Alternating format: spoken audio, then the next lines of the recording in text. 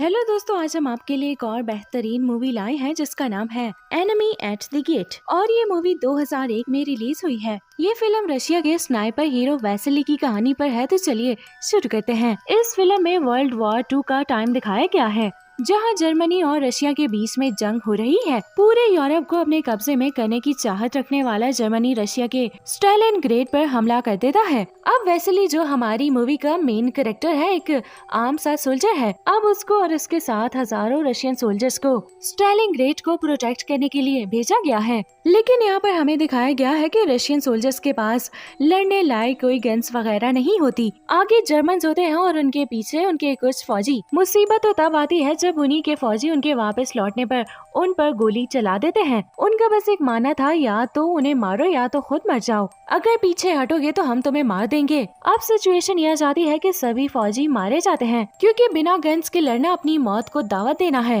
अब वहाँ इतने जर्मन सोल्जर्स होते हैं कि उनका बचना मुश्किल है। लेकिन दोस्तों, वैसिली किसी तरह बच जाता है। वो वहाँ अपने ही साथियों की लाशों पर पड़ा होता है और मरने का दिखावा कर रहा होता है। इधर जर्मनी के फौजी खुशी मना रहे होते हैं क्योंकि उन्होंने वो पोस्ट जीत लिया होता है। लेकिन मूवी में मजेदार सीन तो तब आता है जब वैसिली देखता है कि उसके साथ एक और फौजी जिंदा बच जाता है, लेकिन वो काफी ज्यादा जख्मी होता है। इस फौजी का नाम डैनी लूफ होता है और डैनी लूफ के पास एक गन होती है। अब वैसिली किसी तरह वो गन ले लेता है और छुप कर एक एक करके उन जर्मन फौजीज को मार देता है। अब ये देखकर डैनी लूफ हैरान रह जाता है कि एक आम सा फौजी इतने बंदों को कैसे मार सकता है। अब अगले सीन में हम एक सीनियर ऑफिसर को दिखाया जाता है जो कि बहुत ज्यादा परेशान होता है। परेशानी की वजह ये होती है कि वो ये बताता है कि हमारे सारे रशियन फौजियों की हिम्मत जवाब दे रही है और सबके सब यहाँ पर डरे हुए हैं। हम ऐसा क्या करें जिससे सबकी हिम्मत वापस आ जाए और हम ये वॉर जीत जाएं। डैनी लूफ को वैसिली का ख्याल आता है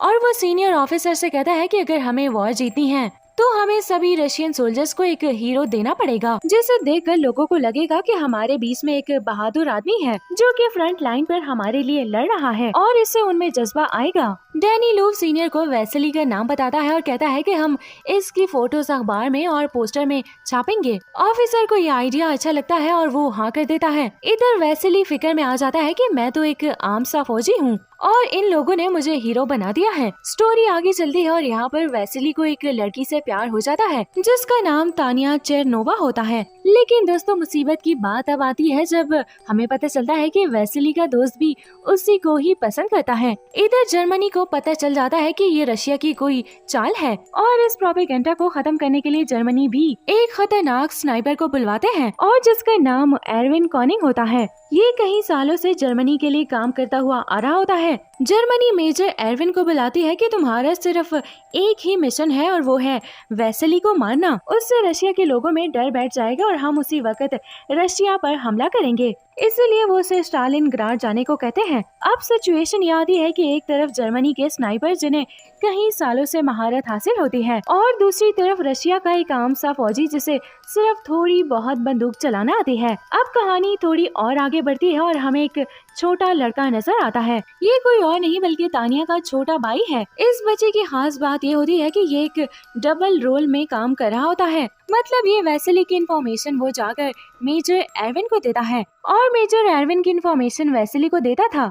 लेकिन वो एरविन से ज्यादा वैसिली को पसंद करता था और वो ये चाहता था कि वैसिली ही ये जंग जीते। और इसी तरह थोड़ी देर तक हमें ये दिखाया जाता है। अब कई बार उन दोनों का एक दूसरे से सामना होता है, लेकिन वो एक दूसरे को चोट पहुंचाने के अलावा और कुछ नहीं कर पाते। ये सब होने के बाद हमें डैनी लूफ को दिखाया जाता है, जहां वो वैसिली और तानिया के बीच में चल रहे सब को पसंद नहीं करता और कहता है कि मेरी वजह से तुम आज यहाँ पहुँचे हो और आज मैं जिससे प्यार करता हूँ तुम उसी को मुझसे दूर लेकर जा रहे हो। सीधी बात ये होती है कि डैनी लूफ अब जेलस फील करता है और वो सीनियर ऑफिसर को लेटर लिखता है कि वैसिली यहाँ कुछ नहीं कर रहा जिस वजह से उसे यहाँ भेजा गया था, ताकि वो किसी भी तरह करके तानिया से दूर हो जाए। मेजर एरविन कहता है कि वैसिली को मारने का बस एक ही तरीका है, उसे बाहर खुले में लाना, लेकिन वो इतना आसान नहीं है। इसीलिए मेजर एरविन अपनी आखिरी चाल चलता है और तानिया के छोटे भाई को मार देता है और उसे मारकर बाहर लटका देता है। मेजर एरविन का प्लान ये होता है कि तानिया अपने भाई को देखकर बाहर आएगी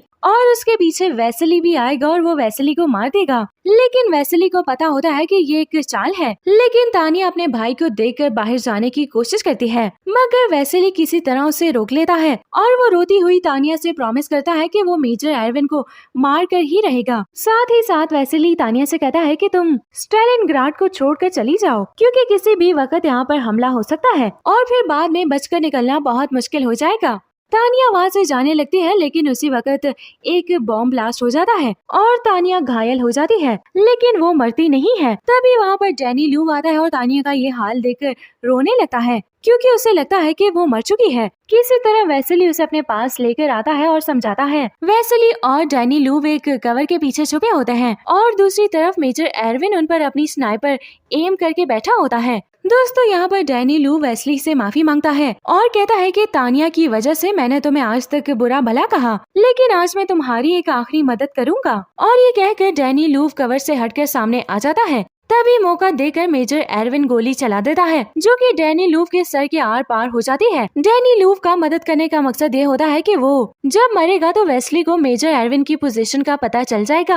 अब मेजर एरविन यहाँ पर खुश हो जाता है, क्योंकि उसे लगता है कि उसने वेस्ली को मार दिया है, इसीलिए वो अपनी जगह छोड़कर मरे हुए वेस्ली की तरफ आने लगता है। लेकिन वो मरा हुआ इंसान असल में डैनी लूव होता है, लेकिन मेजर एरविन को ये पता नहीं होता। जब वो रेल ट्रैक क्रॉस कर रहा होता है तो उसका ध्यान थोड़ा लेफ्ट की तरफ जाता है। ये देखकर मेजर एरविन चौंक जाता है कि लेफ्ट साइड कोई और नहीं बल्कि वेस्ली ही खड़ा होता है। मेजर एरविन उसी की तरफ देखता है और अपनी टोपी उतारकर हाथ में लेता है और इससे पहले कि एरविन कुछ बोलता, वेस्ली उसके सर पे गोली चला देता है और मेजर एरविन वहीं पर मारा जाता है। और इसी तरह उन दोनों की इतनी लंबी लड़ाई में वेस्ली की जीत हो जाती है। इसके बाद वेस्ली को पता चलता है कि तानिया जिंदा है और साथ ही साथ रशिया जर्मनी को हरा देता है और वेस्ली अब आजाद है।